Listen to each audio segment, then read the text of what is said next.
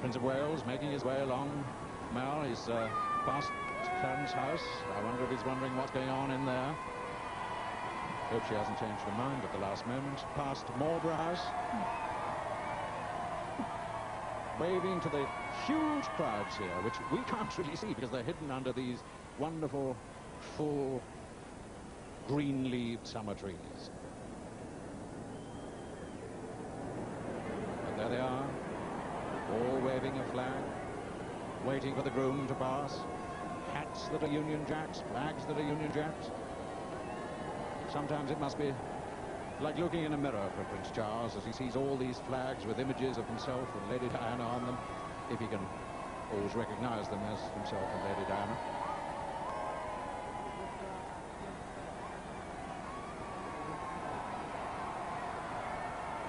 So there they are, two sailors surrounded by the cavalry. And here's the central gateway of Admiralty Arch, open as it is only for a royal procession like this. And that makes it look quite a short distance, but it's quite long. And there you see the Ascot liveries, scarlet, purple and gold jackets, similar to the Queen's racing colours. And they've been worn by the postilions because, of course, of Prince Charles's interest in racing.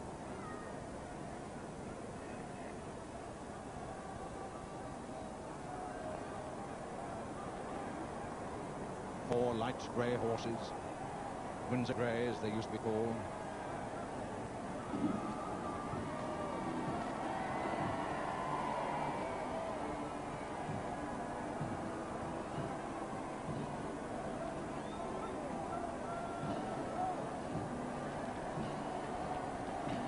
And so, as the groom rides along the Mall, so preparations for the glass coach to make its way from Clarence House. The gardens of St. James's Palace behind, there you can see, and all those who may have helped Lady Diana down and into the glass coach. And this is a wonderful moment as we wait when the coach turns round into Stableyard Road. We will for the first time see our glimpse of the bride with her father, the Earl Spencer, and we'll see that wedding dress which has been kept such a wonderful secret. There we are. And what a bride for a man to wait for at the altar. She looks so beautiful. All we can see of the dress so far is a deep ruffle around the neck, quite low cut, and a cloud of tulle around her head. But she looks so beautiful.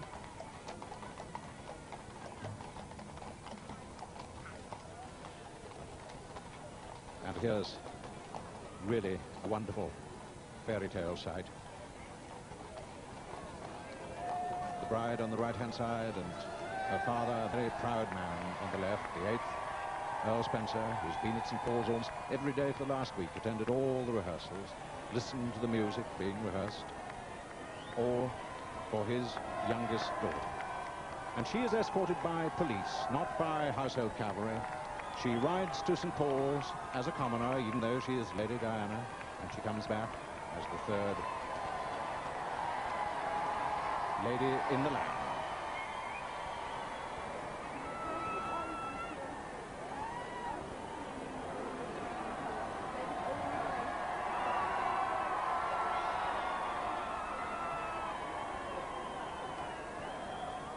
Mounted police and mounted military police escort her along the Mall.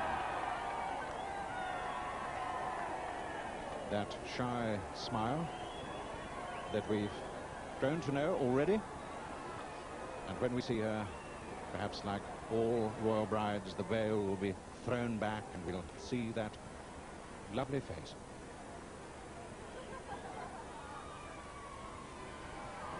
Carriage behind, a car behind, just in case everything happens.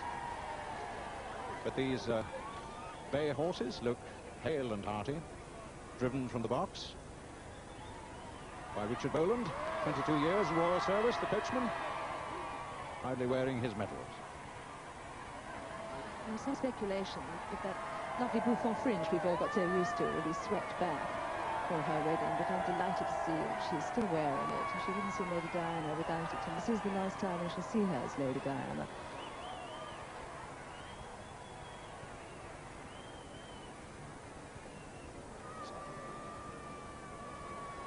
So it's all very exciting. We now have 3 processions on the hoof, so to speak. The bridegroom in the Strand, where the route is lined by ratings of the Royal Navy and soldiers of the Royal Marines.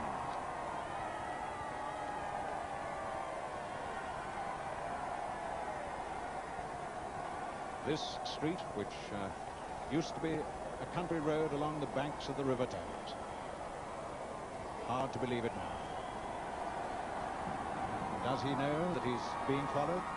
Because here in the Mall is his bride. And a special cheer. Many of the people who have camped along the processional way for 2 days have said, it's Lady Diana we've come to see.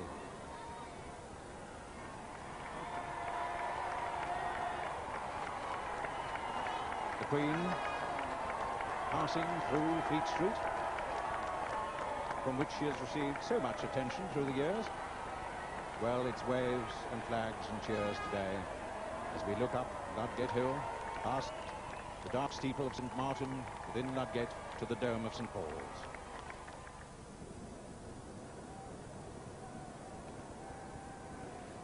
So, approaching Admiralty Arch, the procession of the bride, easily recognized. The Royal Corps of Mounted Police, Royal Corps of Police, Army, and members of the Metropolitan Mounted Branch, only surrounding the bride. The horses, Lady Penelope and Kestrel, experienced in ceremonial and driving competitions. Well, there's no race here. In fact, the great thing is to remain at least 4 minutes behind the groom, or we're in trouble.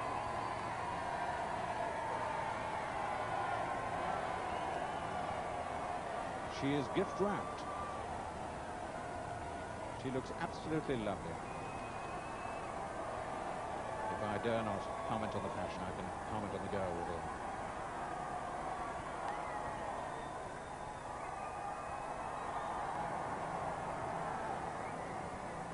So the Queen has now left the city of Westminster and entered the city of London. From Fleet Street, across the old dried up bed of the River Fleet, across Farringdon Street to Ludgate Hill.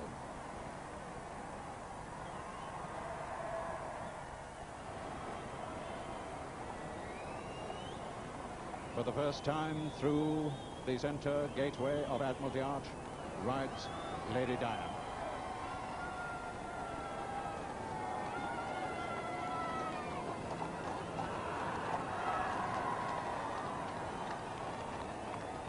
There are the black pigtails on the footmen's tunics. Past another Charles, King Charles I, looking comely and sadly down his own Whitehall.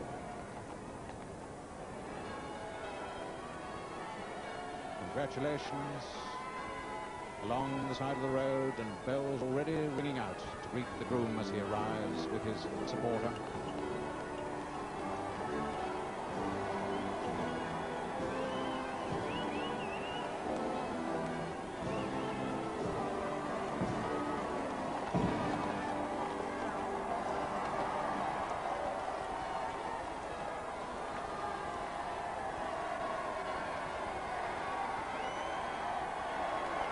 And already ahead of the Prince of Wales, the Queen's procession arrives at the steps of St. Paul's, and there she's to be greeted by the Lord Mayor.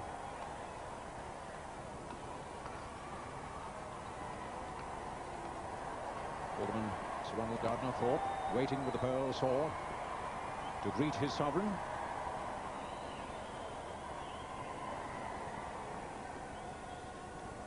And my Lord Mayor will escort the Queen up the steps and all the way down the centre aisle of St. Paul's, carrying the pearl sword given to the city by Elizabeth I, who came to St. Paul's to give thanks for the defeat of the Spanish Armada all those centuries ago.